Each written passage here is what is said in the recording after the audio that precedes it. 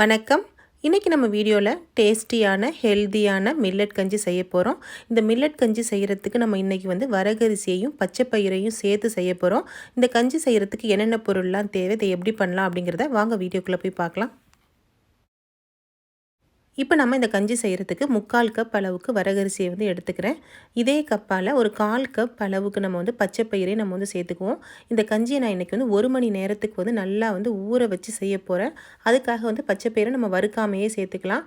ஒருவேளை உங்களுக்கு டைம் இல்லை, நீங்கள் சீக்கிரமாக செய்யணும் அப்படின்னா பச்சை பயிரை ட்ரை ரோஸ்ட் பண்ணிவிட்டு நீங்கள் வரகரிசி கூட நீங்கள் சேர்த்து இந்த கஞ்சியை செய்யலாம். இப்போ நம்ம எடுத்து வச்ச வரகரிசியும் பச்சை பயிரையும் நம்ம குக்கரில் வச்சுட்டு நல்லா ஒரு 4லேருந்து 5 தடவை நல்லா வாஷ் பண்ணிக்கோங்க. இப்போ நம்ம அந்த கஞ்சி செய்கிறதுக்கு இது கூடவே ஒரு 2 டீஸ்பூன் அளவுக்கு நம்ம உளுந்தை சேர்த்துக்கலாம். அது வெள்ளை உளுந்தா இருந்தாலும் சரி, கருப்பு உளுந்தா இருந்தாலும் சரி, நீங்கள் 2 டீஸ்பூன் அளவுக்கு மட்டும் சேர்த்துக்கோங்க. கூடவே 2 டீஸ்பூன் அளவுக்கு கடலைப்பருப்பு. இந்த கடலைப்பருப்பு நல்ல ஒரு டேஸ்ட்டை கொடுக்கும். இதுக்கு நமக்கு சாப்பிட்றப்ப ரொம்பவே நல்லாயிருக்கும்.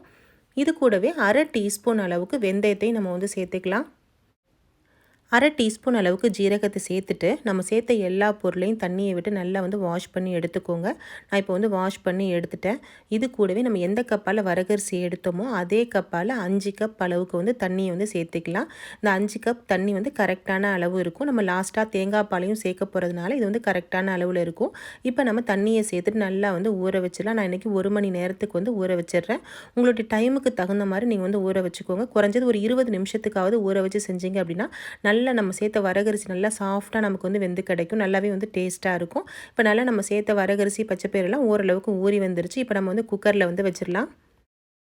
எல்லா பொருளும் நல்லா ஊறி வந்த பிறகு குக்கரில் வைக்கிறதுக்கு முன்னாடி ஒரு 5லேருந்து 6 பூண்டு பல்லை நம்ம சேர்த்துக்கலாம். இது கூடவே ஒரு 1/2 டீஸ்பூன் அளவுக்கு மஞ்சள் தூள், தேவையான அளவு உப்பை சேர்த்துட்டு நம்ம குக்கரில் வச்சுட்டு ஒரு 5 விசில் விட்டு வேக வச்சு எடுத்துக்கோங்க. 5 விசிலில் நல்லா சாஃப்டாக நமக்கு வெந்து ரெடியாகி வந்துடும். இப்போ நம்ம எல்லா பொருளையுமே சேர்த்தாச்சு. குக்கரை மூடியை போட்டு நம்ம அடுப்பில் வச்சிடலாம். இப்போ நான் 5 விசில் விட்டு குக்கரை ஓப்பன் பண்ணி வச்சுருக்கேன். நம்ம சேர்த்த பச்சை பயிறு, வரகரிசி எல்லாமே நல்லா வெந்து சாஃப்டாக வெந்து ரெடியாகி வந்துருச்சு. இது கூட நான் இன்றைக்கி தேங்காய் பாலை சேர்க்க போகிறேன். உங்களுக்கு தேங்காய் பால் விருப்பம்னா தேங்காய் பாலை சேர்த்துக்கோங்க. இல்லை அப்படின்னா தயிர் கூட மோரை கலந்து கூட நம்ம சாப்பிட்லாம். நான் இன்றைக்கி 1/2 மூடி அளவுக்கு தேங்காவை எடுத்து திருவி பால் எடுத்து வச்சுருக்கேன். 1/2 கப் அளவுக்கு பாலை எடுத்து வச்சுருக்கேன். இந்த 1/2 கப் பாலையும் நம்ம சேர்த்துக்கலாம். இந்த தேங்காய் பாலோட அளவு உங்களுடைய விருப்பத்துக்கு தகுந்த மாதிரி கூட குறைச்ச சேர்த்துக்கோங்க. இவ்வளவு தான் சேர்க்கணும்னு உங்களுக்கு கணக்கு இல்லை. உங்களுடைய டேஸ்ட்டுக்கு தகுந்த மாதிரி நீங்கள் முன்ன பின்ன நீங்கள் சேர்த்துக்கலாம்.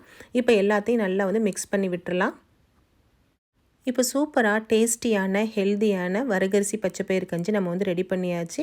இதை நம்ம மார்னிங் பிரேக்ஃபாஸ்ட்டுக்கும் சாப்பிட்லாம், நைட்டு டின்னருக்கும் நீங்கள் எடுத்துக்கலாம். ரொம்பவே டேஸ்ட்டாக இருக்கும். ட்ரை பண்ணி பாருங்கள். ஃப்ரெண்ட்ஸ், உங்களுக்கு இந்த வீடியோ பிடிச்சிருந்துச்சுன்னா லைக் பண்ணுங்கள், உங்கள் நண்பர்களுக்கெல்லாம் ஷேர் பண்ணுங்கள். கூடவே நம்ம சேனலை மறக்காமல் சப்ஸ்கிரைப் பண்ணிக்கோங்க. தேங்க்யூ.